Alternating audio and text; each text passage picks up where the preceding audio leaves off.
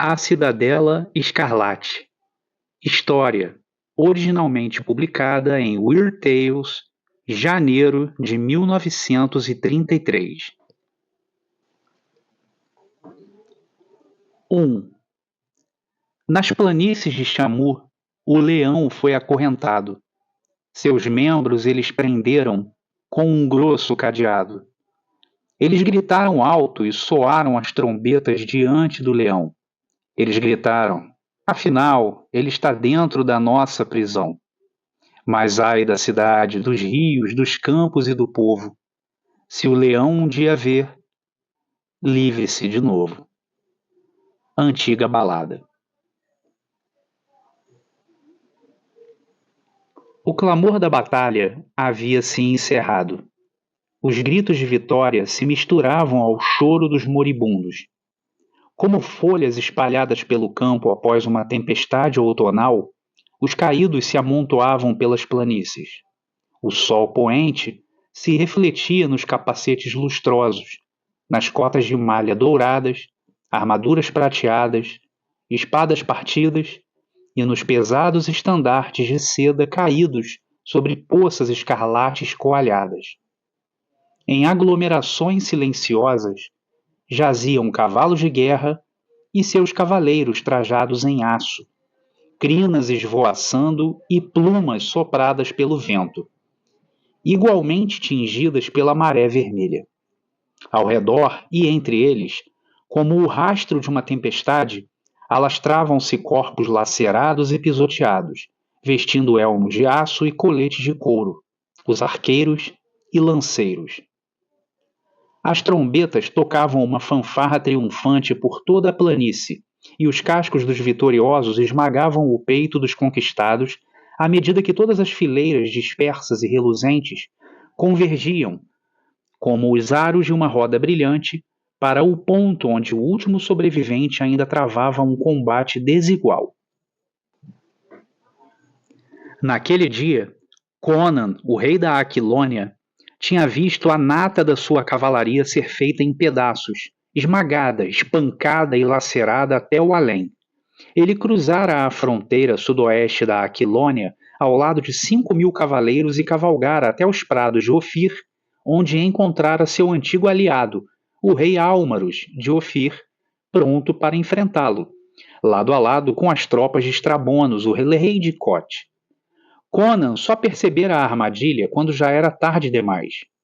Tudo que um homem poderia fazer com seus 5.000 homens contra os 30.000 cavaleiros, arqueiros e lanceiros dos conspiradores, ele fez. Sem arqueiros ou infantaria, investiu com a cavalaria trajando armaduras contra as hostes que vinham em sua direção.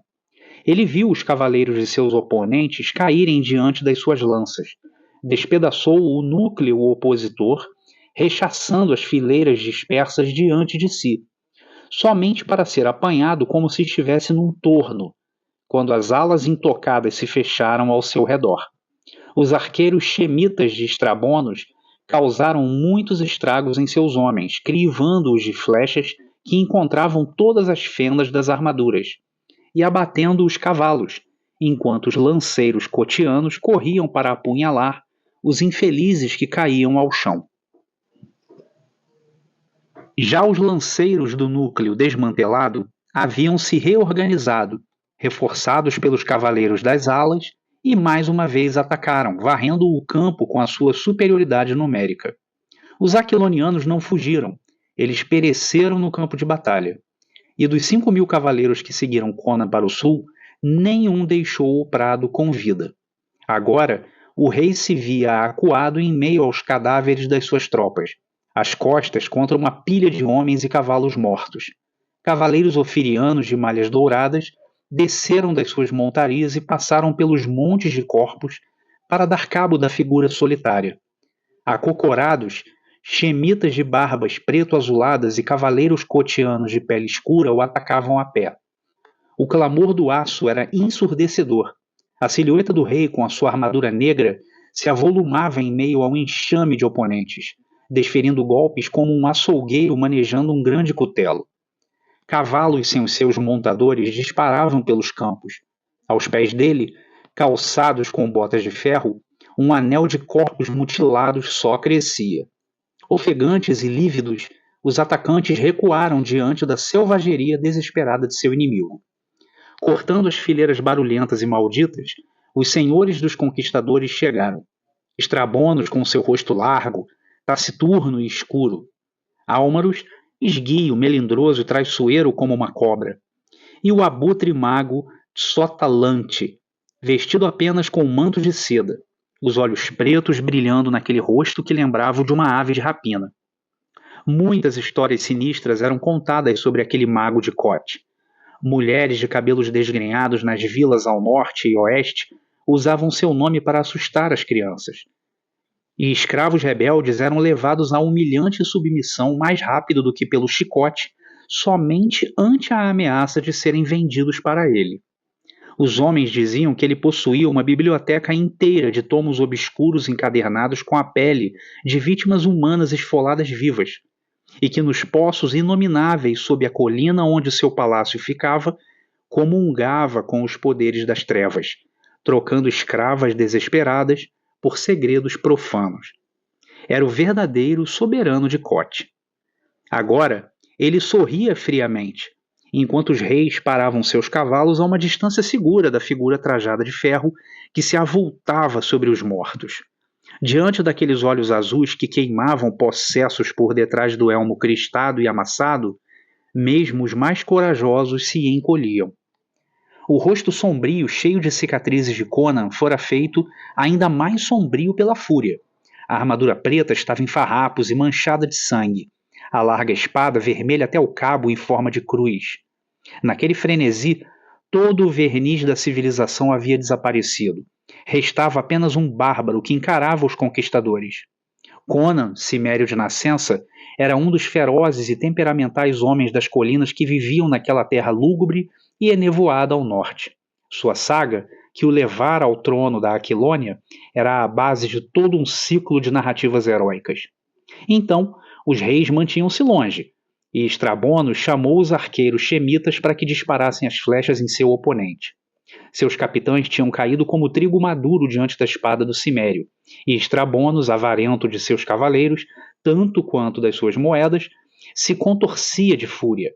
Mas Tiçota sacudiu a cabeça. Levem-no com vida. Falar é fácil, Estrabonos rosnou inquieto, temendo que de algum modo o gigante de malha escura pudesse abrir caminho até o trio através dos lanceiros. Quem é capaz de capturar um tigre devorador de homens vivo? Por Istar, seus pés estão sobre o pescoço dos meus melhores espadachins. Levei 7 anos e montes de ouro para treinar cada um deles. E aqui estão, caídos, servindo de comida aos pássaros. Eu digo para trazer os arqueiros. Repito que não. Sota rugiu, descendo de seu cavalo. Ele deu uma gargalhada gélida. A esta altura, ainda não aprendeu que meu cérebro é mais poderoso do que qualquer espada? Percorreu as fileiras de lanceiros e os gigantes com seus elmos e cotas de aço se encolheram de medo, evitando até mesmo tocar rebarbas de seu manto. Os cavaleiros emplumados abriram espaço para ele tão rápido quanto. O feiticeiro passou por cima dos cadáveres e pôs-se cara a cara com o rei. As hostes assistiam num silêncio tenso, prendendo o fôlego. A figura de armadura negra pairava como uma terrível ameaça diante da forma delgada, vestindo um manto de seda. A espada denteada, pingando sangue, em riste. Eu lhe ofereço a vida, Conan, disse Tsota, um júbilo cruel borbulhando em sua voz. E eu lhe darei a morte, mago. O rei rosnou de volta, e apoiada por músculos de ferro e ódio feroz, a grande espada foi brandida num ataque que tensionava partir o torso magro de Tsota ao meio.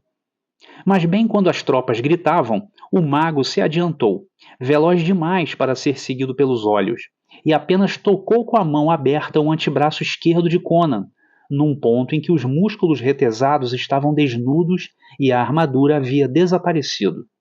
O arco descrito pela lâmina assobiando sofreu um desvio e o gigante encouraçado despencou no chão, permanecendo imóvel. Sota riu em silêncio. Podem apanhá-lo sem medo. As presas do leão foram arrancadas. Os líderes se aproximaram e observaram com espanto o rei caído. Conan jazia rígido como um cadáver, mas seus olhos o encaravam bem abertos, ardendo numa fúria impotente. O que fez com ele? Álmaros perguntou temeroso. Tsota exibiu um anel largo com uma forma curiosa. Ele pressionou os dedos e na lateral interna do anel, um pequeno colmilho de aço se pronunciou como a língua de uma cobra. Ele é mergulhado no sumo da lótus roxa, que cresce nos pântanos assombrados do sul da Estígia, respondeu o mago. Seu toque gera paralisia temporária. Acorrentem-no e ponham ele numa carroça. O sol já se põe e é hora de pegarmos a estrada para Corchemish. Strabonos virou-se para seu general, Arbanos. Vamos voltar a Corchemish com os feridos. Somente uma tropa da cavalaria real nos acompanhará. Suas ordens são marchar ao amanhecer para a fronteira com a Aquilônia e atacar a cidade de Shamar. Os ofirianos lhe fornecerão comida ao longo da marcha. Nos juntaremos a vocês com reforços tão logo for possível. Assim, as tropas foram acampar nos prados próximos ao campo de batalha, levando seus cavaleiros vestidos em aço, os lanceiros, arqueiros e serviçais. E sob o céu estrelado, os dois reis e o feiticeiro, que era maior do que qualquer rei, cavalgaram para a capital de Strabonos, cercados pelas reluzentes tropas do palácio e acompanhados por uma longa fileira de carroças levando feridos. Em uma delas estava Conan, rei da Aquilônia, preso por correntes, sentindo o sabor da derrota na boca e a ira cega de um tigre aprisionado na alma. O veneno que tornara seus poderosos membros indefesos não paralisara o seu cérebro. Conforme a carroça onde estava cruzava os prados, sua mente agitou-se intensamente pensando na derrota. Ámauros enviara um emissário implorando ajuda. Segundo ele, Strabonos estava devastando o lado oeste dos seus domínios, que se estendiam formando uma cunha afunilada entre a fronteira da Aquilônia e o vasto reino de Cote, ao sul. Ele pediu apenas 1000 homens a cavalo e a presença de Conan para aquecer o coração dos seus súditos desmoralizados. Agora, Conan praguejava em silêncio. Em sua generosidade, levara 5 vezes o número requisitado, pelo traiçoeiro monarca. Cavalgara de boa fé até Ofir, e fora confrontado pelos supostos rivais que haviam se aliado contra ele. O fato de terem trazido um exército inteiro para capturá-lo junto dos seus 5.000 homens era um atestado significativo de sua destreza. Uma nuvem vermelha cobria sua visão. As veias estavam inchadas de raiva e nas têmporas a pulsação latejava freneticamente. Em todos esses anos jamais conhecera uma cólera tão grande e indefesa. Vislumbrou o cortejo da própria vida passando em cenas rápidas diante dos olhos de sua própria mente. Um panorama em que figuras sombrias que eram ele mesmo se moviam sob vários disfarces e condições. Um bárbaro vestindo peles, um espadachim mercenário usando um elmo com chifres e peitoral encouraçado, um corsário numa galera com um dragão na proa que trilhava uma rota de sangue e pilhagens ao longo das costas do sul. Um capitão de exércitos trajando armadura de aço polido e marchando para o ataque. Um rei num trono dourado com a bandeira do leão esvoaçando ao alto e montes de bajuladores enfeitados e damas a seus pés. Mas os solavancos e sacudidas da carroça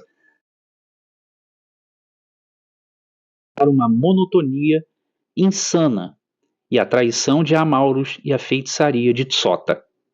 As veias ameaçavam explodir em suas têmporas, mas ao menos os gritos dos moribundos nas carroças o preenchiam com uma satisfação feroz. Antes da meia-noite, eles cruzaram a fronteira ofireana e, ao amanhecer, os pináculos cintilantes de Corchemish surgiram no horizonte,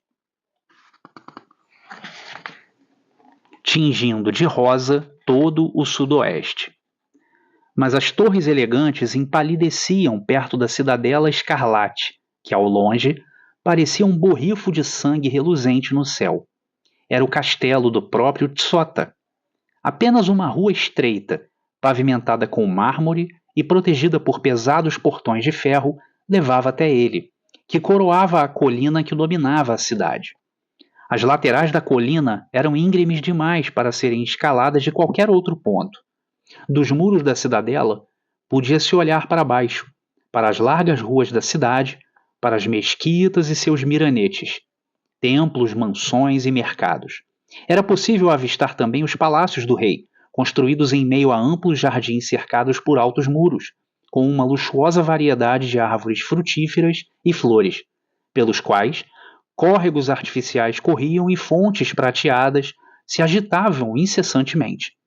Como um côndor inclinado sobre a sua presa, a cidadela colocava-se acima de tudo isso, concentrada em suas próprias meditações sombrias. Os portentosos portões entre as enormes torres do muro externo se abriram com um tinido, e o rei cavalgou para dentro da capital por entre fileiras de lanceiros, saudado por 50 trombetas, mas nenhuma multidão ganhou as ruas brancas pavimentadas para jogar rosas diante dos cascos dos conquistadores. Estrabonos tinha se adiantado ao grupo trazendo as notícias da batalha, e o povo, mal despertando para os afazeres diários, bocejava ao ver seu rei retornar com uma pequena comitiva, ainda em dúvida se aquilo pressagiava uma vitória ou uma derrota. Conan, sentindo a vida retornar lentamente às veias, ergueu o pescoço do chão da carroça para observar as maravilhas da cidade que os homens chamavam de Rainha do Sul. Ele pensara em algum dia cavalgar por aqueles portões dourados à frente dos seus esquadrões blindados de aço, com a grande bandeira do leão flutuando acima de sua cabeça.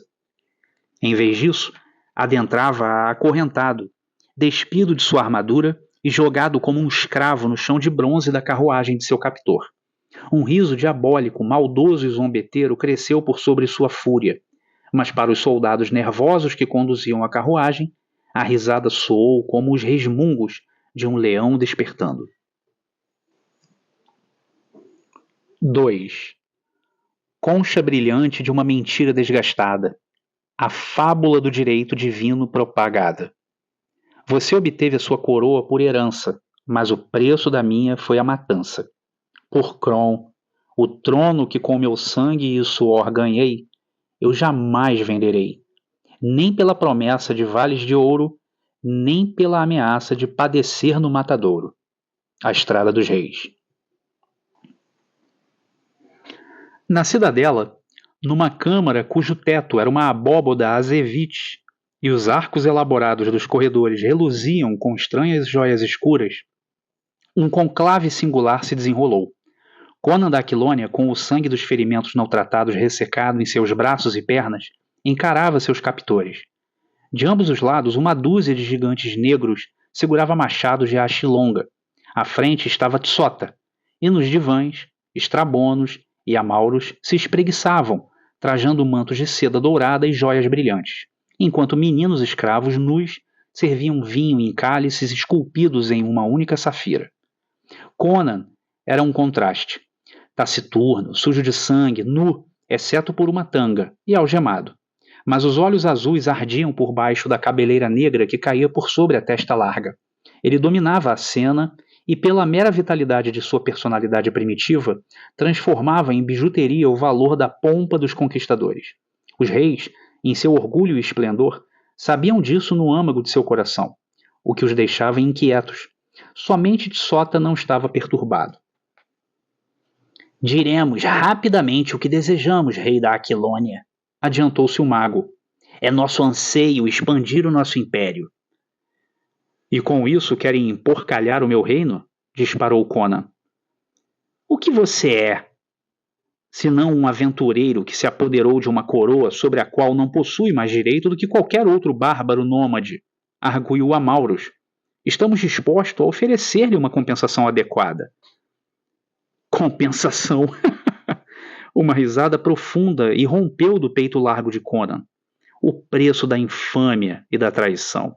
Eu sou um bárbaro, então eu devo vender meu reino e seu povo em troca da minha vida e do seu ouro imundo? Ha! Coroa. Seus pais tiveram de lutar e sofrer, e entregaram-lhes as coroas numa bandeja dourada.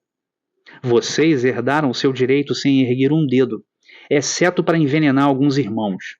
Mas eu o obtive lutando.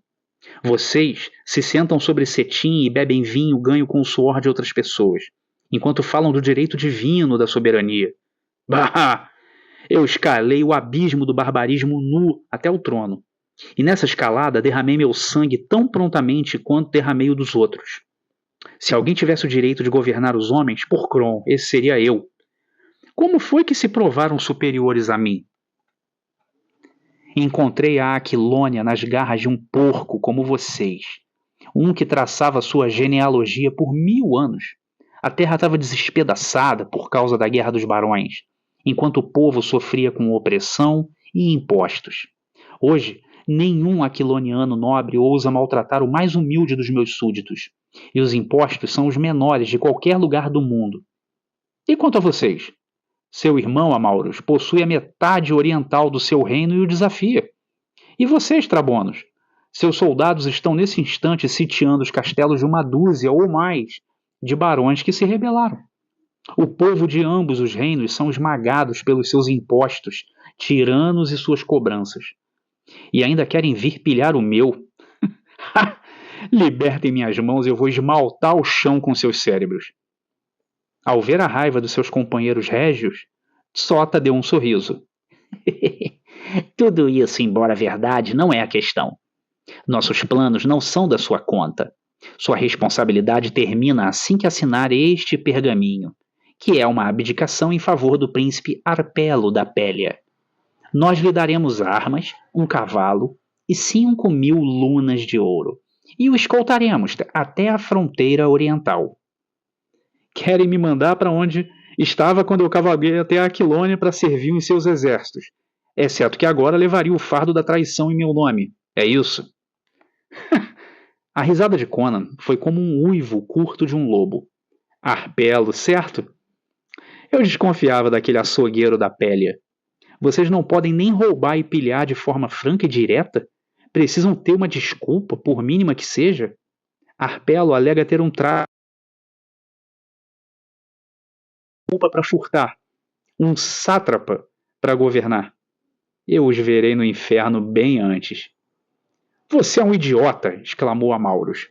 Está em nossas mãos e podemos tirar a sua coroa e a sua vida quando nós quisermos. A resposta de Conan não foi nem digna nem régia, mas tipicamente instintiva ao homem cuja natureza bárbara jamais foi submergida por sua cultura adotada. Ele cuspiu direto nos olhos de Amauros. O rei de Ofir saltou com um brado de fúria ultrajada, buscando sua espada fina. Ele a desembanhou e investiu contra o cimério, mas Tissota interferiu. Espere, majestade. Esse homem é meu prisioneiro. Sai da frente, mago! Clamou Amauros, enlouquecido pela zombaria nos olhos azuis do cimério. Eu disse para trás. Tissota rugiu, liberando uma ira espantosa. Sua mão delgada saiu de dentro da manga larga e arremessou uma chuva de pó no rosto contorcido do ofiriano. Amauros deu um grito e titubeou para trás, esfregando os olhos enquanto a espada ia ao chão. Ele caiu mole no divã sob o olhar estólido dos guardas cotianos e do rei Strabonos, que virou apressadamente mais uma taça de vinho, segurando-a com mãos trêmulas. Amauros abaixou as mãos e meneou a cabeça com violência, a inteligência regressando aos poucos àqueles olhos cinzentos. Eu fiquei cego? Ele grunhiu. O que fez comigo, mago? Apenas um gesto para lembrá-lo de quem é o verdadeiro mestre aqui, retorquiu Tsota, deixando cair a falsa máscara da formalidade e revelando sua crueldade. Strabonos aprendeu a lição. Que todos o façam também. Aquilo que eu joguei em seus olhos era um punhado de pó que encontrei numa tumba da Estígia. Se esfregar mais um pouco em sua vista, eu o deixarei tateando na escuridão para o resto da vida. Amauros deu de ombros, sorriu caprichosamente e levou uma das mãos à sua taça, dissimulando o medo e a fúria. Diplomata educado, ele logo recuperou a pose. Sota voltou-se para Conan, que durante o episódio ficara estático, imperturbável. Ante um gesto do mago, os negros apanharam o prisioneiro e o obrigaram a marchar até Tsota, que guiou o caminho para fora da câmara através de uma porta em arco e direto para um corredor sinuoso, cujo chão era feito de coloridos mosaicos e as paredes ornadas por tecidos de ouro e cinzelamentos de prata. Incensários dourados pendiam do teto arqueado, preenchendo o corredor com nuvens perfumadas. Eles viraram num corredor menor, feito de âmbar negro e jade também negro, escuro e melancólico, que culminou numa porta de bronze sobre a qual, acima do arco, um crânio humano sorria pavorosamente. À porta estava uma figura obesa e nojenta segurando um molho de chaves, o chefe eunuco de Tsota, Shukeli. Histórias macabras eram contadas sobre ele, um homem para quem o desejo bestial por torturas substituíra as paixões humanas convencionais. A porta de bronze desembocou numa escadaria estreita que parecia descer sinuosa até as entranhas da colina sobre a qual a cidadela fora construída. O grupo desceu os degraus, parando, enfim, diante de uma porta de ferro, cuja robustez parecia desnecessária. Ela evidentemente não abria para o exterior, contudo, fora construída para suportar os golpes de manganelas e arietes. Shukeli a abriu, e conforme movia o poderoso portal, Conan percebeu a clara inquietação que acometeu os gigantes negros que o guardavam. O próprio Shukeli não parecia isento de nervosismo ao espiar as trevas para além dela. Dentro da grande porta havia uma segunda barreira, composta de barras de aço. Elas eram presas a uma engenhosa trava sem fechadura que só podia ser aberta por fora. A barra recuou e a grade deslizou para dentro da parede. Eles atravessaram e chegaram a outro corredor, cujo chão, paredes e teto, arqueado, pareciam ter sido esculpidos direto na rocha. Conan sabia que estava bem nos subterrâneos, talvez até sob a própria colina. As trevas pressionavam animalescas e sencientes as tochas dos guardas. Eles prenderam as correntes do rei em uma argola fixada à parede rochosa. Acima da sua cabeça puseram uma tocha num nicho, de modo a deixá-lo num semicírculo fraco de luz. Os escravos, ansiosos para sair dali, murmuravam entre si e lançavam olhares receosos para a escuridão. Tsota fez um sinal para que partissem e eles atravessaram a porta tropeçando em sua pressa, como se temessem que as trevas pudessem assumir uma forma tangível e saltar sobre seus lombos. O mago virou-se para Conan, e o rei reparou apreensivo que seus olhos faiscavam naquela semi-escuridão, e que seus dentes se assemelhavam bastante às presas de um lobo, brilhando brancos nas sombras. Então dou-lhe adeus, bárbaro. O feiticeiro zombou. Devo cavalgar para o cerco e chamar. Em 10 dias estarei no seu palácio, em Tamar, com meus guerreiros. Que palavras quer que eu diga para as suas mulheres, antes de esfolar suas peles delicadas, para usar nos pergaminhos em que escreverei as crônicas de triunfo de Tsota Lante? Conan respondeu com uma maldição da Ciméria que teria rompido os tímpanos de um homem comum. Tsota riu e se retirou. O bárbaro teve um vislumbre da silhueta de abutre através das grossas barras quando o mago reposicionou a grade. Então, a pesada porta ressoou e o silêncio caiu sobre ele como uma mortalha. 3. O leão andou pelos salões do inferno. Sombras sinistras cruzaram o saguão averno. Formas sem nomes e de hálito escaldante. Monstros de bocarras abertas e gotejantes. As trevas gritaram com um tremor eterno, quando o leão espreitou pelos salões do inferno. Antiga balada. O rei Conan testou a argola na parede e a corrente que o prendia. Seus membros podiam estar livres, mas ele sabia que as algemas resistiriam até mesmo à sua força ferrenha. Os elos da corrente eram tão grossos quanto seu polegar, e estavam atados a um cinturão de aço, de meia polegada de espessura e da largura de sua mão, que circundava sua cintura. O mero peso das algemas teria matado de exaustão um homem mais fraco. Os fechos que travavam a corrente e o cinturão eram tão maciços que uma marreta mal os teria arranhado. Quanto à argola, ela evidentemente atravessava a parede e se fechava do outro lado. Conan praguejou e o pânico o consumiu quando olhou para as trevas além do semicírculo de luz. Sentiu todo o temor supersticioso de bárbaro, adormecido na alma e intocado pela lógica civilizada, se revolver. Toda sua imaginação primitiva povoada por trevas subterrâneas de contornos sinistros. Além disso, seu raciocínio lhe dizia que ele não havia sido deixado ali em simples confinamento.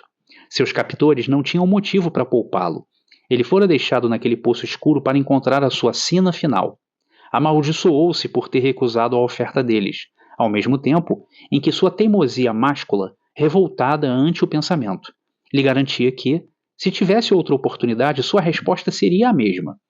Ele não venderia seus súditos para aquele açougueiro, muito embora não tivesse pensado em nada senão no próprio benefício quando tomara o reino para si. Mas é assim, de forma sutil, que o instinto da responsabilidade do soberano pode se instalar até mesmo dentro de um saqueador com as mãos ensanguentadas. Conan pensou na última ameaça abominável de Tsota e grunhiu em fúria nauseante, sabendo não se tratar de mera bravata. Para o mago, homens e mulheres eram como insetos contorcidos nas mãos do cientista. Mãos alvas e macias que o haviam acariciado, lábios vermelhos que se apertaram contra os seus, seios brancos e delicados que estremeciam aos seus beijos, seriam despidos da pele delicada, branca como mármore e rósea como pétalas jovens. Dos lábios de Conan explodiu um grito de cólera alucinada, tão atemorizante e bestial, que um ouvinte teria congelado de horror ao saber que ele viera de uma garganta humana. Os ecos tremulantes fizeram o rei parar e o trouxeram de volta à sua situação atual.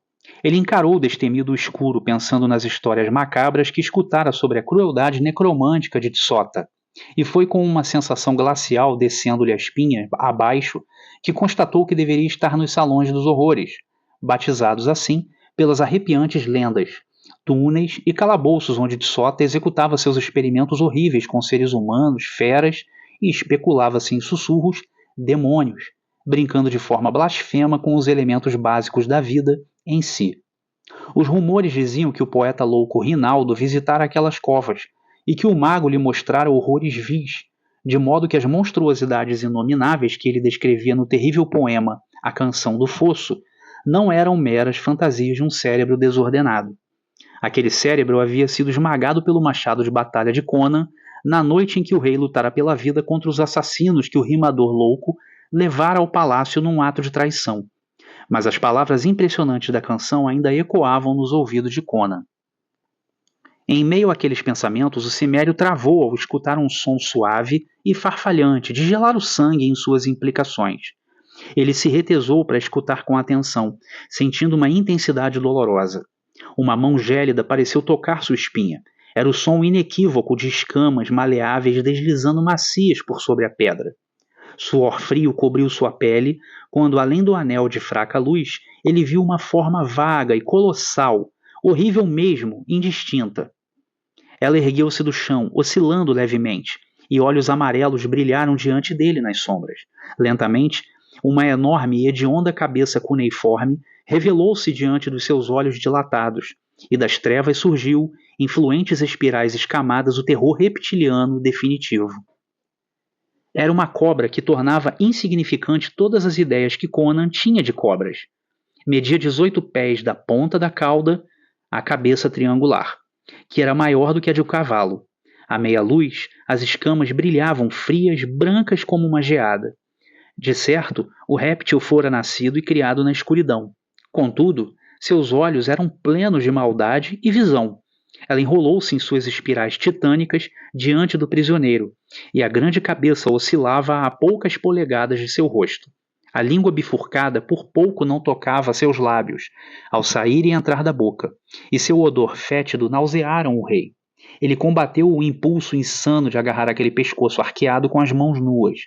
Forte além da compreensão de um homem civilizado, Conan quebrara o pescoço de uma Piton numa batalha infernal na costa da Estígia, em seus dias de corsário. Mas esse réptil era peçonhento. Ele via as enormes presas com um pé de comprimento, curvadas como cimitarras. Um líquido incolor pingava delas, que o bárbaro soube instintivamente ser sinônimo de morte. Ele poderia ter esmagado aquela cabeça triangular com um soco desesperado, mas sabia que ante a sua primeira insinuação de movimento, o monstro atacaria com a rapidez de um relâmpago. Não foi por conta de nenhum processo lógico que Conan permaneceu imóvel, uma vez que o raciocínio poderia ter-lhe dito, visto que ele estava condenado de qualquer forma, para incitar a cobra a atacar e acabar logo com aquilo. Foi um instinto cego e pretejado de autopreservação que o manteve rígido como uma estátua de ferro. Agora, o corpo bojudo se erguia e a cabeça postou-se acima da sua. ao que o monstro investigava a tocha. Uma gota de veneno caiu sobre sua coxa nua, e a sensação foi a de uma adaga quente sendo pressionada contra sua pele. Jatos carmesins de agonia dispararam no cérebro de Conan, que mesmo assim não se moveu. Nenhuma contração muscular ou piscadela sequer traíram a dor que sentiu e que deixaria uma cicatriz que ele levaria consigo até o dia de sua morte. A serpente oscilava acima dele, como se buscasse vida naquela figura que permanecia tão imóvel quanto um morto. Então, de repente, a porta externa, invisível nas sombras, ressoou estridentemente. A cobra, desconfiada como todas da sua espécie, fugiu chicoteando o corpo bojudo com uma rapidez incrível para o seu corpanzil, deslizando pelo corredor até desaparecer. A porta abriu-se e assim permaneceu. A grade foi removida e uma enorme figura escura foi moldada pelo brilho das tochas lá fora. A silhueta entrou deslizando, puxou parcialmente a grade e deixou o ferrolho em posição. Conforme ela se movia em direção à luz da tocha sobre a cabeça de Conan, o rei viu tratar-se de um gigantesco homem negro, totalmente nu, que segurava uma espada enorme numa mão e na outra um molho de chaves. Ele falou num dialeto costeiro e Conan respondeu. Aprendera o jargão em seus dias de corsário, na costa de Kush. Há muito anseio conhecer Amra. O negro chamou o nome pelo qual Conan era conhecido entre os cuxitas em seus dias de pirata. Amra, o leão. O rosto do escravo abriu-se num sorriso animalesco, exibindo presas brancas, mas seus olhos brilhavam vermelhos à luz das tochas. Arrisquei muita coisa por esse encontro. Veja, as chaves para suas correntes. Eu as roubei de Shukeli. O que você me dará então? Ele balançou as chaves diante dos olhos de Conan. 10.000 lunas de ouro, o rei respondeu de imediato, com uma nova esperança insuflada no peito. Não basta, berrou o negro, com uma exultação feroz marcada em suas feições. Não basta, pelos riscos que eu estou correndo. Os animaizinhos de estimação de Tsota podem sair da escuridão e me devorar. E se Shukeli descobrir que roubei as chaves, me enforcará pelo meu... Bem, o que você me dará? 50.000 lunas de ouro e um palácio em Poitem, ofereceu o rei. O homem sorriu e bateu o pé num frenesi de gratificação bárbara. Mais! Ofereça-me mais! O que você me dará? Cão vadio! Uma bruma vermelha invadiu o olhar de Conan. Se eu estivesse livre, eu lhe daria uma coluna quebrada. Shukeli mandou aqui para zombar de mim? Shukeli nada sabe da minha vinda, Branco. Ele respondeu esticando o pescoço para espiar dentro dos olhos selvagens de Conan. Eu te conheço faz tempo, desde os dias em que eu era um chefe do povo livre, antes dos estígios me prenderem e me venderem para o norte. Não se lembra do saque de Abombe, quando os seus lobos do mar nos invadiram? Diante do palácio do rei Ajaga, você matou um chefe, enquanto um outro fugia. Foi meu irmão quem morreu. Fui eu quem fugiu. Esta é uma dívida de sangue, Amra. Se me libertar, eu pagarei seu peso em moedas de ouro, Conan grunhiu. Os olhos vermelhos brilharam, os dentes brancos lupinos fulgurando à luz das tochas. Sim, cão branco, você é como todos da sua raça. Mas para um negro, ouro jamais poderá pagar o sangue. O preço que eu exijo é a sua cabeça. A última palavra foi um grito maníaco que lançou ecos retumbantes no local. Conan ficou tenso, inconscientemente forçando as algemas ao pressentir a tenebrosidade de morrer como uma ovelha. Então sentiu o horror congelá-lo. Por sobre os ombros do negro, uma forma vaga e pavorosa oscilava nas trevas. Tsota jamais saberá, riu o outro de forma diabólica, demasiado envolvido com o próprio triunfo para perceber qualquer outra coisa, demasiadamente embriagado pelo ódio para notar a morte balançando atrás de si. Ele não voltará a estas criptas até que os demônios tenham arrancado seus ossos dessas correntes. Eu terei sua cabeça, Amra. Ele espaçou as pernas nodosas como duas colunas de ébano e brandiu a enorme espada com ambas as mãos, os músculos poderosos movendo-se à luz da tocha. Naquele instante, a sombra titânica atrás dele atacou, com a enorme cabeça em forma de cunha castigando-o num impacto que ecoou por todos os túneis. Nenhum som deixou os lábios vermelhos que se abriram em agonia fugidia. No baque surdo do ataque, Conan viu a vida se esvair por aqueles olhos arregalados tão repentinamente quanto o apagar de uma vela. O golpe lançara o maciço corpo ao longo do corredor, e a forma sinuosa deslizou até desaparecer de vista, ainda que o ruído de ossos partidos continuasse chegando claramente aos ouvidos de Conan. Então algo fez com que seu coração pulasse alucinadamente. A espada e as chaves tinham voado das mãos do negro e caído sobre a pedra, e as chaves estavam quase aos pés do rei. Ele tentou alcançá-las, mas a corrente era curta demais. Quase sufocado pelo pulsar incessante de seu próprio coração, tirou uma sandália e conseguiu agarrá-las, usando os dedos do pé. Conan apanhou o molho, mal sufocando o grito de exultação feroz que surgiu instintivamente em seus lábios. Um instante desajeitado, manuseando as chaves, e estava livre. Ele apanhou a espada caída e olhou ao redor. Somente as trevas nuas encontraram seus olhos, para as quais a serpente tinha arrastado o objeto mutilado, que só brevemente se assemelhava a um corpo humano. Conan virou-se para a porta aberta. Passadas rápidas o levaram à soleira e uma gargalhada aguda retumbou pelas cavernas. A grade fechou sob seus dedos e o ferrolho desceu. Do outro lado das barras, um rosto zombeteiro e demoníaco como uma gárgula esculpida o encarava. Era Shukeli, o eunuco, que viera atrás das chaves roubadas. Em seu regozijo, ele não devia ter visto a espada nas mãos do prisioneiro. Com uma maldição terrível, Conan atacou como a cobra o faria. A grande lâmina sibilou entre as barras e a risada de Shukeli se transformou num estertor de morte. O gordo eunuco curvou-se ao meio, como se saudasse seu assassino, e desabou feito sebo, as mãos rechonchudas agarrando em vão as entranhas derramadas. Conan deu um rosnado animalesco de satisfação, mas ainda era um prisioneiro. As chaves eram inúteis contra o ferrolho que só podia ser manejado pelo lado de fora. Seu tato proficiente lhe disse que as barras eram tão ou mais duras do que a espada. Uma tentativa de parti-las culminaria na perda da arma. Contudo, havia ranhuras naquelas barras adamantinas, como marcas de presas incríveis. E ele se perguntou com um tremor involuntário, que monstros desconhecidos teriam atacado tão terrivelmente as barreiras. Independentemente disso, ele só tinha uma coisa a fazer, que era procurar alguma outra saída. Tirando a tocha do nicho, começou a descer o corredor com a espada em mãos. Não viu o sinal da serpente ou de sua vítima, apenas uma grande mancha de sangue no chão de pedra. As trevas espreitavam silenciosas ao redor, mal debeladas pela luz trêmula da tocha. De ambos os lados ele via passagens escuras, mas manteve-se no corredor principal, tomando cuidado com o chão à sua frente para não cair em algum poço. Súbito, escutou o choro de uma mulher. O rei julgou ser outra das vítimas de Tsota, e tornando a amaldiçoar o mago, fez um desvio e seguiu o som por um túnel menor, úmido e frio. A voz ficava mais alta conforme ele avançava, e erguendo sua tocha divisou uma forma vaga nas sombras. Aproximando-se, parou em súbito horror diante da massa amorfa que se estendia à sua frente. Os contornos instáveis sugeriam de algum modo um polvo, mas os tentáculos, mal formados, eram curtos demais para o seu tamanho, e a sua substância tinha uma qualidade gelatinosa trêmula que o nauseou só de olhar. Em meio à repugnante massa gélida, aparecia uma cabeça anfíbia, e o rei congelou ao dar-se conta de que o som dos lamentos vinha daqueles obscenos lábios vermelhos.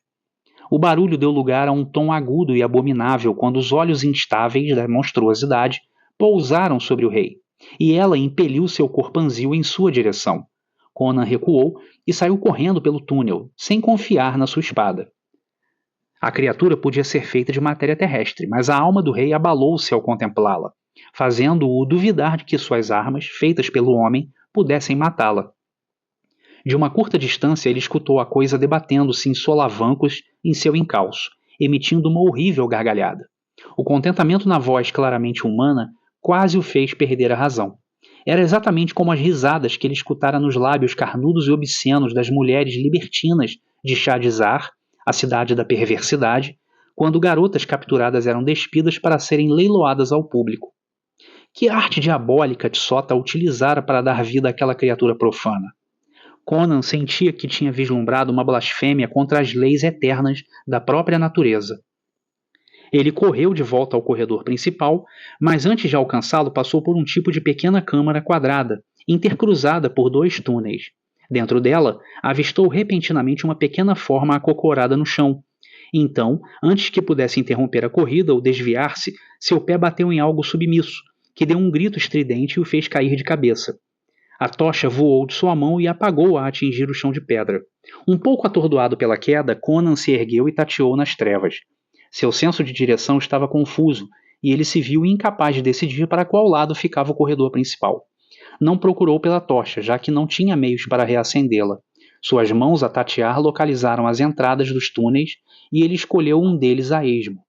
Por quanto tempo andou na mais completa treva, ele jamais soube, mas subitamente seus instintos bárbaros o fizeram parar ao pressentir um perigo próximo. Era a sensação de estar de pé frente a um grande precipício na escuridão. Pôs-se a engatinhar e sua mão logo encontrou um grande fosso, no qual o túnel culminava abruptamente. Até onde ele conseguia sentir, as laterais desciam perpendiculares, úmidas e gosmentas ao toque. Ele estendeu o braço no breu e mal conseguiu tocar o outro lado do fosso com a ponta da espada. Poderia saltar, mas não havia por que fazê-lo. O rei tomara o caminho errado e o corredor principal estava em algum lugar atrás de si. Bem quando pensava nisso, sentiu um leve deslocamento de ar, um vento sombrio que vinha do poço, esvoaçando sua cabeleira negra. A pele de Conan se arrepiou. Tentou dizer a si próprio que o poço se conectava de algum modo com o mundo exterior, mas seus instintos lhe afirmaram que não se tratava de um vento natural. Ele não estava apenas dentro da colina, estava abaixo dela, bem longe do nível das ruas da cidade. Como uma brisa de ar poderia encontrar seu caminho para dentro daquelas cavernas e soprar de baixo para cima. Havia uma leve pulsação naquele vento espectral, como tambores soando distantes lá embaixo. O rei da Aquilônia estremeceu. Levantando-se, ele se afastou, e ao fazê-lo algo flutuou para fora do poço. O que era? Conan não sabia. Não podia ver nada na escuridão, mas sentia distintamente uma presença, uma inteligência invisível, intangível, que planava maligna à sua frente. Dando meia volta, fugiu pelo caminho de onde viera. Lá na frente avistou uma pequena fagulha vermelha e seguiu em sua direção. Porém, um pouco antes de alcançá-la, trombou com uma parede sólida. Deu um rolamento e percebeu a faísca aos seus pés. Era a tocha. Apesar da chama apagada, uma brasa ainda queimava. Conan a apanhou com cuidado e a assoprou, conseguindo aos poucos fazê-la queimar de novo. Quando a chama acendeu, suspirou aliviado. Estava de volta à câmara em que os túneis se cruzavam e seu senso de direção retornou. Localizou o túnel pelo qual saíra do corredor principal, mas bem quando seguia em sua direção, a chama da tocha tremeu violentamente, como se estivesse sendo soprada por lábios invisíveis. Ele tornou a sentir uma presença e ergueu a luz para olhar ao redor. Não viu nada, contudo. Sentia que havia alguma coisa sem corpo pairando no ar, pingando sujeira e dizendo obscenidades que ele não podia escutar, mas das quais estava instintivamente ciente. Brandiu a espada com firmeza e a sensação foi a de fender teias de aranha. Um horror frio o abalou e ele correu para o túnel, sentindo um hálito ardente em suas costas. Quando retornou ao corredor principal, a sensação de qualquer presença, visível ou invisível, desapareceu. Conan seguiu adiante, esperando ser atacado a qualquer momento por presas e garras demoníacas saídas da escuridão. Os túneis não eram silenciosos. Das entranhas da terra, em ambas as direções, guinchos de júbilo demoníaco, uivos longos e pavorosos e uma inequívoca risada estridente de hiena culminavam em berros blasfemos que falavam em palavras humanas.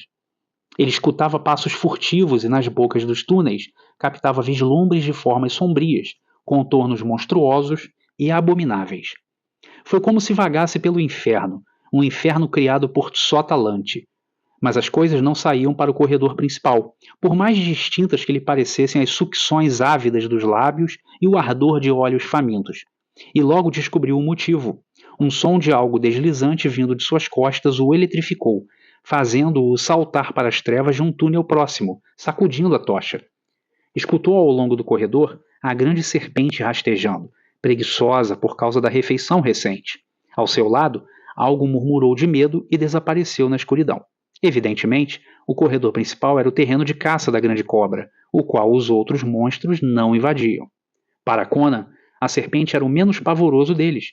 Ele quase sentiu uma afinidade por ela ao lembrar-se da coisa lastimosa, babando e murmurando obscenidades, que saíra de dentro do poço. Ao menos, Ela era feita de matéria terrena. Era a morte rastejante, mas a sua ameaça se limitava à extinção física, enquanto aqueles outros horrores eram um perigo à mente e também à alma. Esperou que a serpente passasse pelo corredor e seguiu em frente, mantendo o que esperava ser uma distância segura, reavivando a tocha mais uma vez. Não tinha ido longe quando escutou um gemido grave que parecia vir da entrada de um túnel ao lado. A precaução o alertou, mas a curiosidade o levou à boca do túnel, segurando no alto a tocha que agora não passava de um toco. Estava preparado para qualquer coisa, contudo, o que viu era o que menos esperava. Uma cela larga constituída de barras que se estendiam do chão ao teto, presas firmemente à pedra. Do lado de dentro estava uma figura que, conforme Conan se aproximou, viu ser um homem, ou ao menos algo que tinha contorno de um. Preso pelas gavinhas de uma grossa trepadeira que parecia crescer da rocha sólida no chão. Ela era coberta por estranhas folhas pontiagudas e botões vermelhos. Não o vermelho acetinado de pétalas naturais, mas um carmesim lívido não natural, como uma perversidade na flora. Seus galhos aderentes e flexíveis se enrolavam no corpo nu e nos membros do homem, parecendo acariciar a pele enrugada com beijos ávidos e luxuriosos. Um grande botão pendurava-se exatamente sobre sua boca. Um gemido quase bestial escapou daqueles lábios frouxos. A cabeça girou em agonia insuportável e os olhos fitaram Conan. Mas não havia a luz da inteligência neles. Estavam nulos e glaciais, os olhos do idiota. Então, o grande botão carmesim mergulhou e pressionou suas pétalas sobre os lábios murchos. Os braços do desgraçado se contorceram de agonia. As gavinhas da planta estremeceram como que em êxtase, vibrando por completo. Ondas de matizes cambiantes os cobriram, as cores ficando mais profundas, mais venenosas. Conan não compreendia o que estava vendo, mas sabia que olhava para algum tipo de horror. Homem ou demônio, o sofrimento do prisioneiro tocou o coração impulsivo e temoso do bárbaro. Ele procurou uma entrada e encontrou uma porta na forma de grade entre as barras, presa por uma fechadura pesada cuja chave estava em meio ao molho que carregava. Conan entrou e instantaneamente as pétalas do botão lívido se abriram como o capuz de uma naja. As gavinhas recuaram ameaçadoramente e toda a planta balançou, avançando em sua direção. Ali não havia o crescimento aleatório de vegetação natural. Conan pressentiu uma inteligência maligna. A planta podia vê-lo, e ele sentiu seu ódio emanando das ondas quase tangíveis. Aproximando-se com cuidado, divisou o caule, um tronco repulsivo e maleável, mais grosso que a sua própria coxa, e bem quando as longas gavinhas investiam em sua direção com um agitar de folhas e um sibilo, brandiu a espada e cortou o caule com um único golpe. Na mesma hora, o prisioneiro desgraçado foi arremessado violentamente para o lado, e a grande trepadeira serpenteou, enrolando-se numa enorme bola irregular. As gavinhas açoitaram e murcharam, as folhas balançaram e chacoalharam como castanheiras, e as pétalas se abriram e fecharam em convulsões. Então, toda a extensão da planta se afrouxou e as cores vívidas empalideceram enquanto um líquido branco vazava do caule decepado. Conan observou pasmo, até que um som o fez voltar a si e erguer a espada. O homem libertado estava aos seus pés, examinando-o. O rei abriu a boca, espantado. Não via mais olhos despidos de expressividade naquele rosto. Escuros e meditativos estavam vivos e inteligentes, e a expressão de imbecilidade tinha caído daquela face como uma máscara. A cabeça era estreita e bem formada, com uma testa larga e esplêndida. Toda a aparência do homem era evidentemente aristocrática, não só pelo corpo esguio e alto, como também pelos pés e mãos pequenos e bem cuidados. Suas primeiras palavras foram estranhas e surpreendentes. Que ano é este? Ele perguntou icótico. Hoje é o 10º dia do Yuluk, do ano da gazela, Conan respondeu. Yakulan Ishtar, o estranho murmurou. 10 anos? Ele passou a mão sobre a fronte, balançando a cabeça como que para limpar as teias de aranha do cérebro. Tudo continua turvo. Depois de um vazio de 10 anos, a mente não pode funcionar com clareza de uma vez. Quem é você? Conan, da Ciméria, agora rei da Aquilônia. Os olhos do outro brilharam surpresos. De fato? E no Medídes? Eu o estrangulei em seu trono na noite em que tomei a cidade real, Conan respondeu. A ingenuidade da resposta do rei fez os lábios do estranho se contorcerem. Perdão, majestade, deveria tê-lo agradecido pelo serviço que me prestou. Sou como um homem despertado subitamente de um sono mais profundo que a morte, aturdido por pesadelos de uma agonia mais feroz que o inferno. Mas compreendo que o senhor me libertou. Diga-me, por que cortou o caule da planta iótiga, em vez de arrancá-la pela raiz? Porque eu aprendi há muito tempo a não tocar naquilo que não compreendo, disse o cimério. Bom para você, retorquiu o estranho. Se a tivesse arrancado, poderia ter encontrado coisas presas às raízes que nem mesmo a sua espada venceria. As raízes de Iótga chegam até o inferno. E quem é você? Demandou Conan. Os homens me chamam de Pélias. Quê? Gritou o rei. Pélias, o feiticeiro? O rival de Tsotalante que desapareceu da terra 10 anos atrás? Não totalmente da terra, Pélias respondeu com um sorriso irônico. Tsota preferiu manter-me vivo em algemas mais sinistras do que metal enferrujado. Ele me encerrou aqui com esta flor demoníaca, cujas sementes desceram pelo cosmo negro vindas de Yag, o maldito, e encontraram terreno fértil na corrupção cheia de vermes que fervilha no chão do inferno. Não consegui me lembrar de minha feitiçaria, nem das palavras e símbolos de meu poder com aquela coisa me agarrando e sorvendo minha alma com seu toque repugnante. Ela sugava minha mente dia e noite, deixando o cérebro tão vazio quanto uma jarra de vinho. 10 anos. Que Ishtar nos preserve.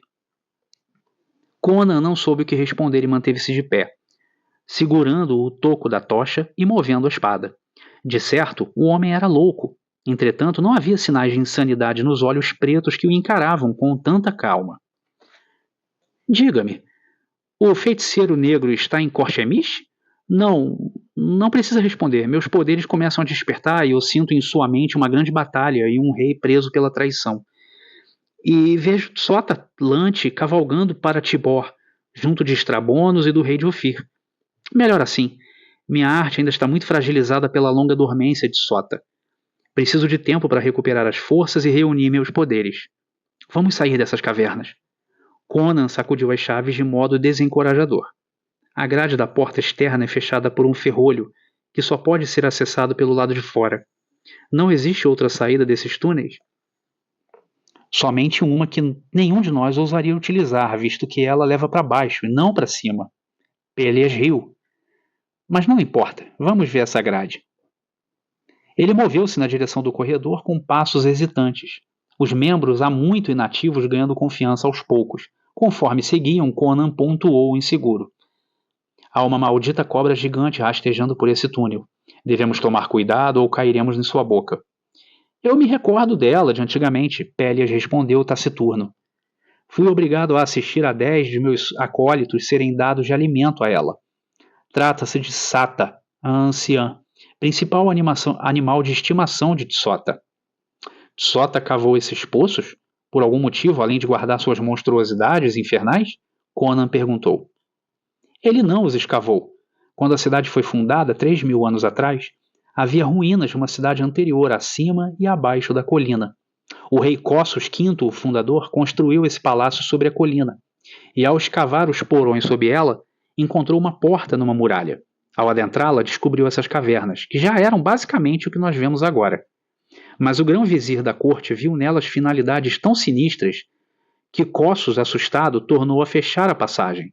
Ele disse que o vizir caiu num poço, mandou que os poços fossem inundados e, a seguir, abandonou o próprio palácio, construindo outro nos subúrbios, para o qual fugiu em pânico ao descobrir uma massa preta espalhada sobre o chão de mármore certa manhã. No fim, ele partiu com toda a corte para o lado ocidental do reino e construiu uma nova cidade, prosseguiu o mago. O palácio na colina deixou de ser usado e virou ruína. Quando Akuto I reviveu as glórias perdidas de Korchemish, construiu uma fortaleza lá. Coube a Tsotalante erguer a cidadela escarlate e reabrir o caminho para os poços. Qualquer que tenha sido o destino do grão-vizir de Cossus, Tsota o evitou. Ele não caiu em poço algum, embora tenha descido às profundezas de um que encontrara e saído com uma expressão estranha, que desde então não saiu de seus olhos. Eu vi esse poço, mas não ousei buscar sabedoria nele. Sou um feiticeiro, mais velho do que os homens imaginam, mas sou humano. Quanto a Tsota, Os homens dizem que uma dançarina de Shadizar dormiu perto demais das ruínas pré-humanas da colina de Dagoth e acordou nas garras de um demônio negro. Daquela união profana surgiu um amaldiçoado híbrido que os homens chamam de Tsotalante. Conan deu um grito alto e recuou, empurrando seu companheiro para trás.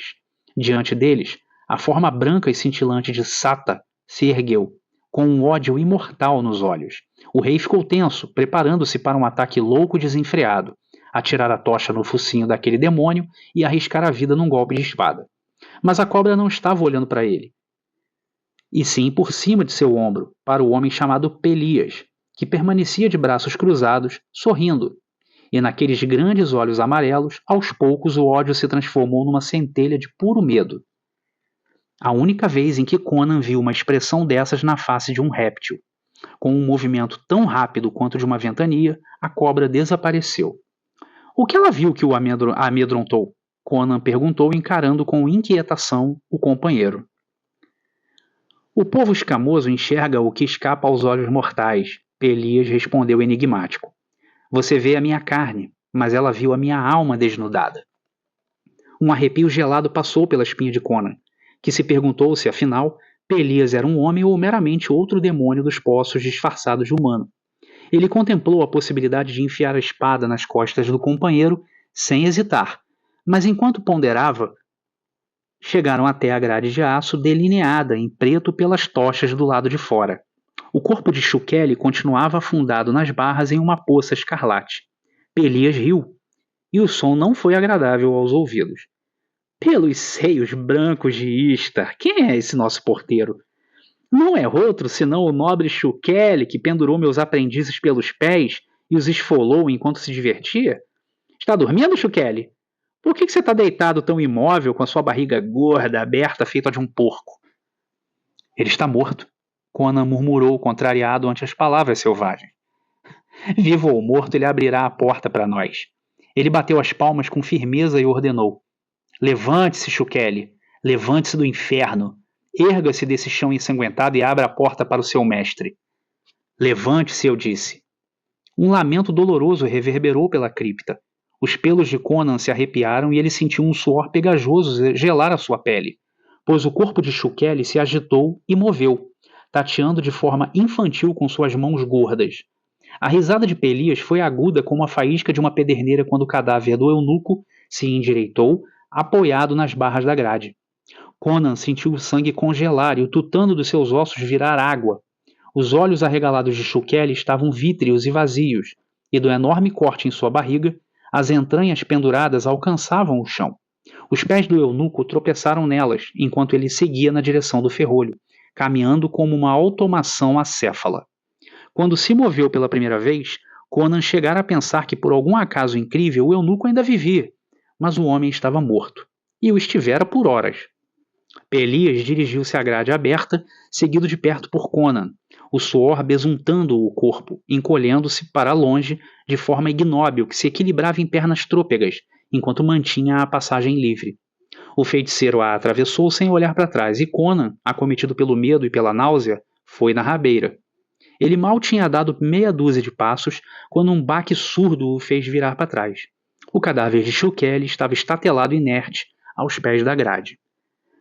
Sua tarefa foi cumprida e o inferno voltou a abrir-se para ele. Pelias afirmou com prazer, fingindo educadamente não perceber o forte tremor que sacudia todo o corpo de Conan. Ele o guiou até as escadarias que levavam para cima, cruzando a porta de bronze coroada pela caveira. Conan segurava firme a espada, esperando uma enxurrada de escravos, mas o silêncio imperava na cidadela. Os dois passaram pelo corredor escuro e chegaram àquele onde os incensórios estavam pendurados, queimando eternamente. Ainda assim, não havia ninguém. Os escravos e soldados estão aquartelados em outra parte da cidadela, esclareceu Pelias. Essa noite, com seu mestre distante, sem dúvida estão bêbados de vinho ou mergulhados no sumo da lótus.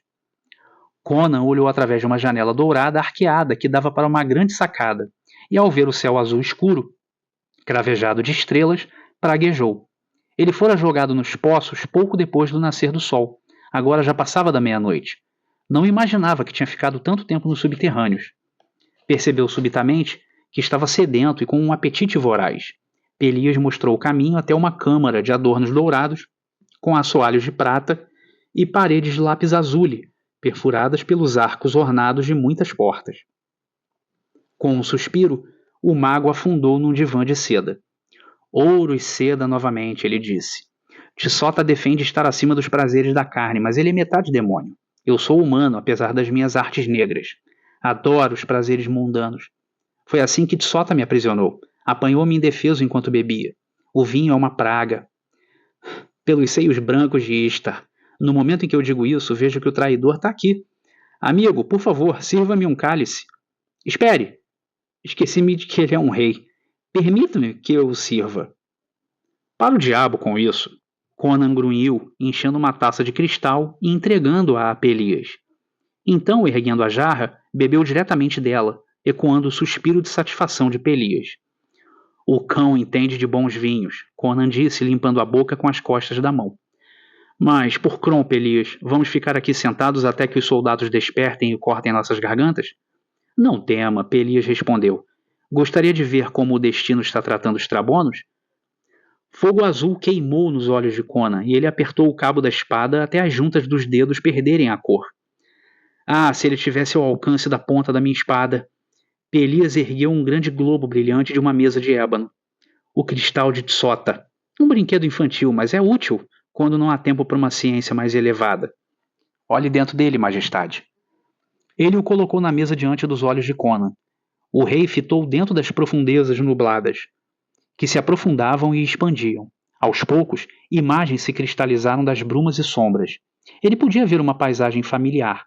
Planícies largas se estendiam até um rio grande e sinuoso, além do qual as terras se tornavam um labirinto de colinas baixas.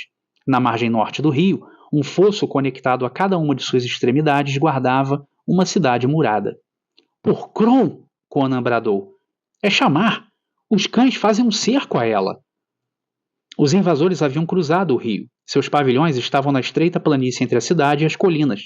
Seus guerreiros eram um enxame sobre as muralhas, as cotas de malha reluzindo à luz do luar. Flechas e pedras choviam das torres, retardando-os, mas eles tornavam a atacar. Enquanto Conan praguejava, a cena mudou. Pináculos altos e domos reluzentes se destacaram nas brumas, e ele contemplou sua própria capital, Tamar, onde a confusão reinava. Viu os cavaleiros blindados de Poitem, seus apoiadores mais leais, cavalgando para fora do portão, sob as vaias da multidão que inundava as ruas. Viu revoltas e pilhagens, e viu guerreiros cujos escudos traziam o emblema de Pelia, guarnecendo as torres e pavoneando-se nos mercados. Acima de tudo, como uma miragem fantasmagórica, viu o rosto escuro e triunfante do príncipe Arpelo, de Pelia. As imagens desapareceram, e o rei rugiu. Então meu povo se volta contra mim no instante em que viro as costas? Não totalmente, corrigiu Pélias. Disseram a ele que você estava morto. Eles acham que não há ninguém que os proteja dos inimigos e da guerra civil. É natural que se voltem para o nobre mais forte a fim de evitarem os horrores da anarquia. Eles não confiam nos poitanianos, pois se lembram das guerras antigas. Mas Arpelo está à mão e é o príncipe mais forte das províncias centrais. Quando eu voltar a Aquilônia, ele será só um cadáver traidor apodrecendo na vala comum. Conan grunhiu. Mas antes que chegue à capital, lembrou-se Pelias, terá Estrabonos pela frente. Seus cavaleiros estão devastando o reino. É verdade. Conan andou pela câmara como um leão enjaulado. Nem com o cavalo mais rápido eu chegaria a chamar antes do meio-dia. E mesmo que chegasse, não poderia fazer nada além de morrer ao lado do povo quando a cidade caísse, como fatalmente cairá em poucos dias. De chamar para Tamar são 5 dias de cavalgada, ainda que mate o cavalo de exaustão ao longo do percurso. Antes que chegasse à capital e levantasse meu exército, Estrabonos estaria batendo nos portões, porque erguer um exército será infernal.